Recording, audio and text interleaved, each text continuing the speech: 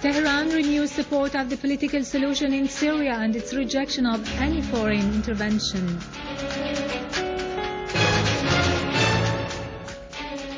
The Syrian Arab Army units eliminate dozens of terrorists in Aleppo and Idlib.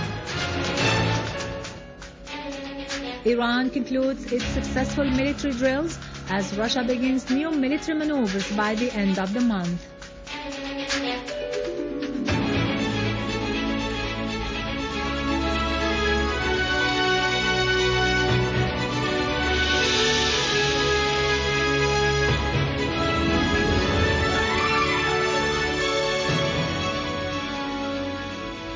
Good afternoon, this is Yarado Krikorian with the news in English. Iranian Deputy Foreign Minister Hossein Amir Abdullahian said that the political solution is the only way out of the crisis in Syria, rolling out allegations of his country's intervention in the affairs of the regional countries. In a press conference, Abdullahian said that the strategy of Tehran concerning the regional countries is based on mutual respect and friendship. Abdullahian considered the parties who raised these allegations as the ones who openly support the terrorist war on Syria and those who kill the innocent people there.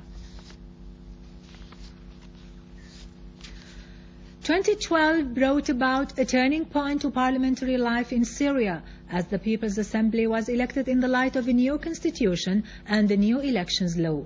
The new assembly has worked according to new mechanisms that enhanced national unity and supervision on government work in service of the Syrian people and in a way that meets their aspirations and interests. The democratic process in Syria has culminated in a People's Assembly that was elected in light of a new constitution and a new elections law that meet the aspirations of the entire Syrian people. The Assembly was elected on the 7th of May 2012. Its first session was opened on the 23rd of the same month with the election of the Assembly's Bureau, which consists of the Assembly Speaker, his deputy, 2 secretaries and 2 observers. 5 permanent committees were formed for the first time, namely the Committees of Public Freedoms, Human Rights, the Women, Family and Children's Rights, Youths, Press and Publications, and National Reconciliation. The Assembly also provided headquarters for its members in the various governorates to ensure direct communication with the people across Syria. In its first and second cycles of the first legislative term, the Assembly endorsed a number of draft laws that included setting up a special court for the crimes of terrorism, the establishment of a joint center for commercial, economic, scientific, technical, financial and geopolitical cooperation between Syria and Russia, currency exchange offices and others. It also ratified the State General Budget draft law for fiscal year 2013. The Assembly also discussed the government's ministerial statement.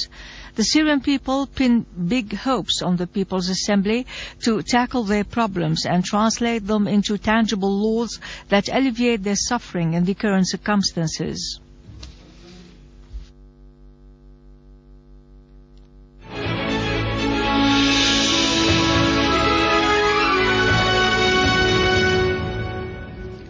In Idlib countryside, the Syrian Arab Army unit conducted an operation in the 2 towns of Ta'um and Binnish, killing a number of terrorists and wounding scores others, in addition to the destruction of their military equipment.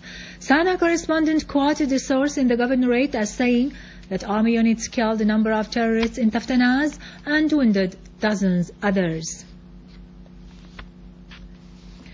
The Syrian Arab Army unit have targeted terrorist hideouts in Al-Diabiyya, Al-Bahdaliyya, Al-Husayniyya and Hujayra in Damascus suburbs, eliminating a large number of them and destroying their weapons, cars and mortar guns.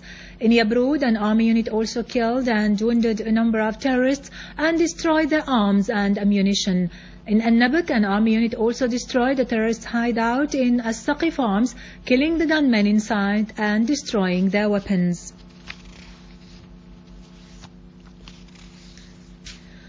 In Daraa suburbs, our army units eliminated terrorists in Busra al-Harir, confiscating their weapons and their equipment. The weapons found included various kinds of machine guns, a missile and large quantities of ammunition. Among the killed terrorists, Abdo Muhammad al-Hariri, Ali Muhammad al-Qaddah and Talal Abdullah al-Alayyan were identified.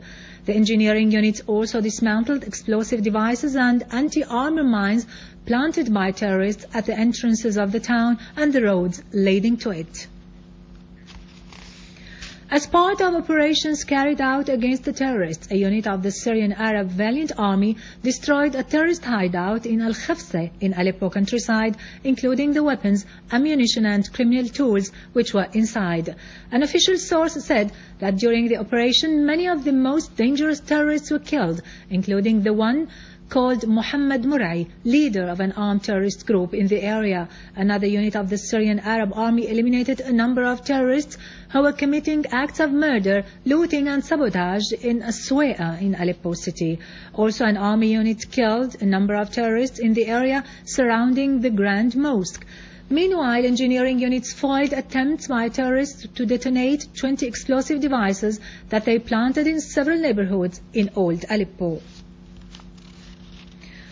On the occasion of the New Year, Governor of Aleppo, Muhammad Wahid Aqad, and Secretary of the Arab Ba'ath Socialist Party branch in Aleppo, Hilal, paid a visit to the wounded soldiers of the valiant Syrian Arab Army who are in the military hospital in Aleppo.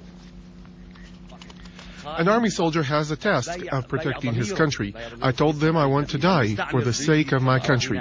I was insisting to fight till the end, and God protect us. But the injury was not dangerous, thank God. I am from Deir ez-Zor. There are groups of terrorists, and we will kill them by God's help. Our country will remain with dignity.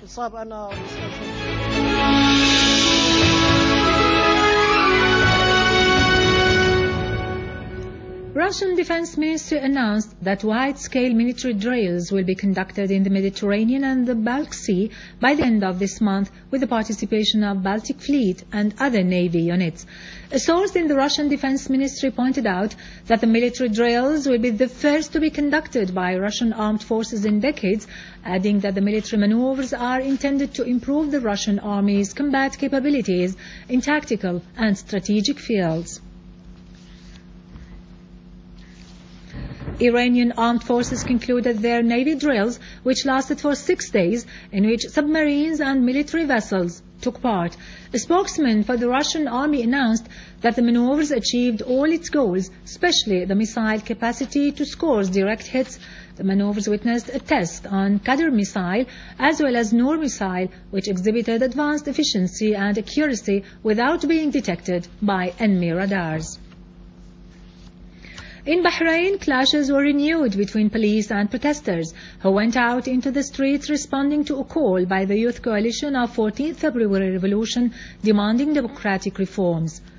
Hundreds of opposition supporters gathered in a number of areas which led to clashes with policemen, injuring several protesters. Meanwhile, the Youth Coalition called on the Bahraini people to participate in the Dignity Strike on the 14th of February, which coincides with the second anniversary of the start of protests in the country.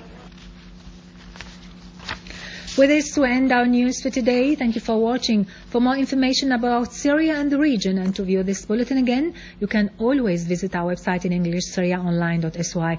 And now to latest business and market news with Khalid Saqabani after a short break.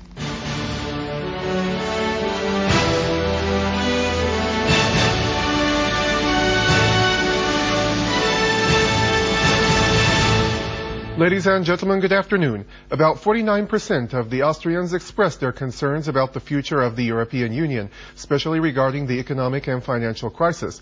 This is according to the GMA Institute that reported that the Austrians don't see the joint EU-US project being implemented before early 2020 because of the problems related to the future of the Union and the threats that some states may withdraw or go bankrupt.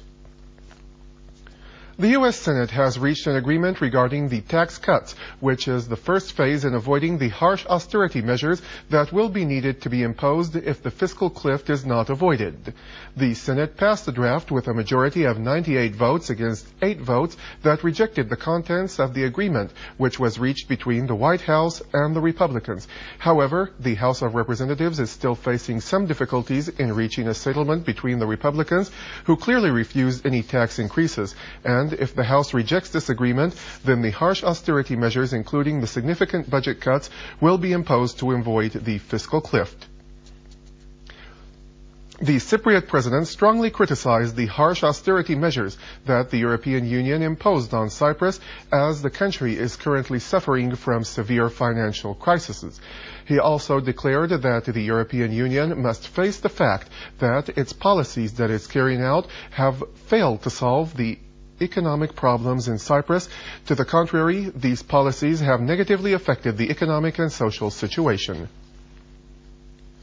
Oil rose to the highest level in more than 10 weeks in New York, with the futures going up as much as 1.1% after the U.S. lawmakers reached a deal to prevent the tax increases and the spending cuts that threaten the growth in the world's largest economy.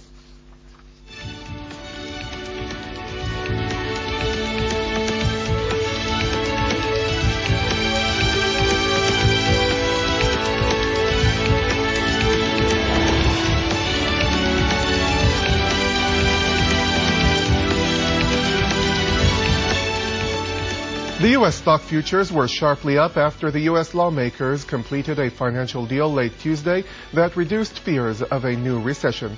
The European stocks rallied to a 19-month high as the U.S. lawmakers passed a budget bill that avoided most of the tax increases.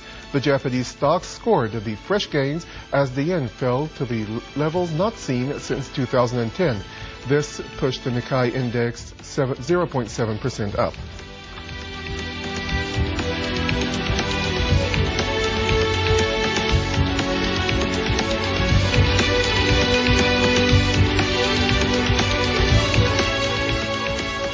Gold rose to a two-week high in London as the commodities gained and the dollar weakened after the U.S. lawmakers passed the legislation to prevent the fiscal cliff. Spot gold is 0.5% up at $1,682 per ounce, and the gold for February delivery is 0.4% higher.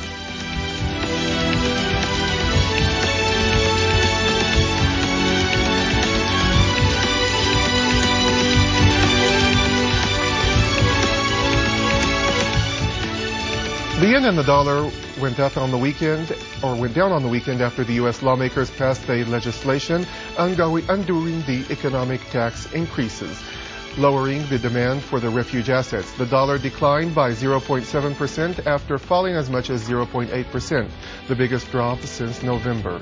The yen is 1.1% down after sliding to the lowest level since 2010.